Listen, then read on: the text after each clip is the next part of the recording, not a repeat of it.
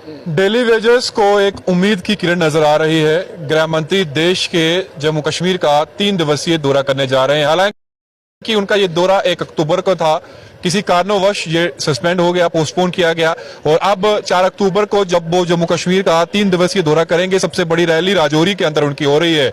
और उससे पहले हालांकि हलचल तो तेज नजर आ रही है। जिस तरीके से केंद्र नेतृत्व जो है वो डेली वेजेस के मसले को लेकर हस्तक्षेप कर रहा है, एलजी सरकार से बातचीत कर रहा है और इस मसले को निपटाने के लिए वो प्रेशर डाल रहा है एलजी पर कि आप इनके मसले को किसी ना किसी तरीके से सुलझाएं।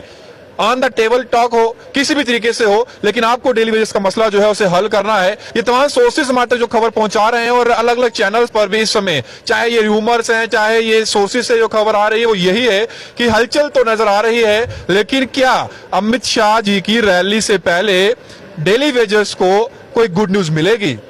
डेली वेजेस की अगर बात करें, राजौरी चलो का नारा इनके द्वारा दिया गया है, रैली के अंदर पहुंचेंगे, लेकिन समर्थन में नहीं, उनके खिलाफ नारेबाजी होगी अगर उनको उनकी रेगुलराइज पॉलिसी जो है वो नहीं दी गई। हमारे साथ बात करने के लिए तमाम डेली वेजेस जो है उनके मेंबर जो है वो भी मौजूद है, उनसे बातचीत भी करेंगे। पीएनसी यूनाइटेड फ्रंट की बात करें तो उनके मेंबर्स हमारे साथ, उनसे बात करेंगे। लेकिन आप पीछे तस्वीरें देख सकते हैं, तमाम लोग जो 3 महीने से ज्यादा का समय हो चुका है इसी बैनर तले वो अपने इस प्रदर्शन को जो है वो कर रहे हैं, एक ही मांग जो है उसको लेकर अड़े हुए हैं। लेकिन सरकार कहीं ना कहीं जो है फैसला कब लेगी, इसी उम्मीद में ये लोग जो है यहाँ पर इंतजार कर रहे हैं। मेरे साथ बात करने के राजेंद्र सिंह ताज जी हैं, हमेशा रवि हंस जी इनसे बातचीत करेंगे। राजेंद्र, सबसे पहले तो यही जानना चाहूंगा, 4 अक्टूबर को गृह मंत्री देश के पहुंच रहे हैं, लगता है कोई गुड न्यूज उससे पहले मिलेगी या फिर राजौरी चलो का नारा जो है उसके लिए आप अपील करेंगे लोगों से? उम्मीद पे दुनिया कायम है। और जैसे आपने कहा कि अमित शाह जी का दौरा जो 2-4 दिन आगे हो गया, तो हमारी तैयारी थोड़ी और अच्छे से हो सकेगी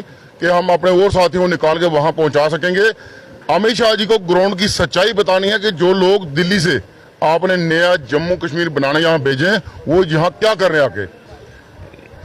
गरीब की बात सुनी नहीं जा रही। हम करीब 2 या 3 दिन कम हमें सौदे होने में, और पिछले 90-95 दिन से हम लगातार धूप में बारिश में यहाँ बैठे हुए हैं अपने हक सच और अपने मान सम्मान की बात करने के लिए।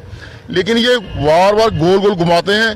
कभी मिनिमम वेज एक्ट को, वेजेस को इन्हांस करने की बात मार्केट में शोषा उड़ाया जाता है। कभी किसी तरीके से ये लोग टूट जाएं, ये लोग बिखर जाएं, तो ना टूटेंगे, ना झुकेंगे, ना बिकेंगे। और अमित शाह जी के दौरे का विरोध उनके दौरे का नहीं है, विरोध इस ब्यूरोक्रेसी का है जो जम्मू कश्मीर में अपने आप को राजा महाराजा समझती है कि हमारे से ऊपर कोई नहीं है। तो इनकी सच्चाई उनको बताई जाएगी अमित शाह जी को, ये यहाँ पे क्या कर रहे हैं। तो कहने का ये पूरे का पूरा मतलब ये है, अगर उससे पहले 4 तारीख से पहले यूटी एडमिनिस्ट्रेशन हमारे हक में जो 2 SRO बने उनमें से कोई भी चूज करे, रेगुलर प्रोसेस स्टार्ट करे। लेकिन SRO 520 में हमें 5-6 ऑब्जेक्शंस हैं। सबसे बड़ी ऑब्जेक्शन है उसमें हमें GSA कहा गया। हमें GSA नहीं बनना। GSA का मतलब government service assistant, 4th class से भी नीचे। अगर पहले लोग रेगुलराइज है PHC में या बाकी डिपार्टमेंट, वो 4th क्लास रेगुलराइज होते थे और लोग जिनकी हायर क्वालिफिकेशन थी वो आगे उनकी प्रमोशन भी हुई। लेकिन ये हमें GSA ही रिटायर करना चाहते हैं। दूसरा, उसमें रिनोवेशन लिखा हो गया, रिनोवेशन ही चाहिए, हमें पे चाहिए, DA, ये 5-6 चीजें और भी हैं जो टोटल हमने पिछले 90 दिन में जहां जहां हमारी बातचीत हुई, हम टेबल टॉक में ये ऑब्जेक्शन फाइल किए हमने। पहला नंबर, हमारा हक SRO 64 का बनता है कि हम लोग 94 से लेके लगातार, और जो 94 से पहले साथी रह गए वो सब साथी आज करीब 28 साल हो गए। तो भगवान राम जी का वनवास भी 14 साल का था, ये डबल वनवास से ऊपर हो गया। लेकिन शायद ये लोग चाहते हैं बदवा मजदूरी जम्मू कश्मीर से खत्म ना हो, जो महाराजा हरि सिंह जी ने खत्म की थी 47 से पहले। आज के ब्यूरोक्रेट ये सोचते हैं कि हमारा यहाँ क्या है, लेकिन आपको भगवान के आगे जान देनी है। जब रिटायर हो जाओगे फिर सोचोगे हमारी कलम में ताकत ही हमें ये करना चाहिए था गरीबों का भला।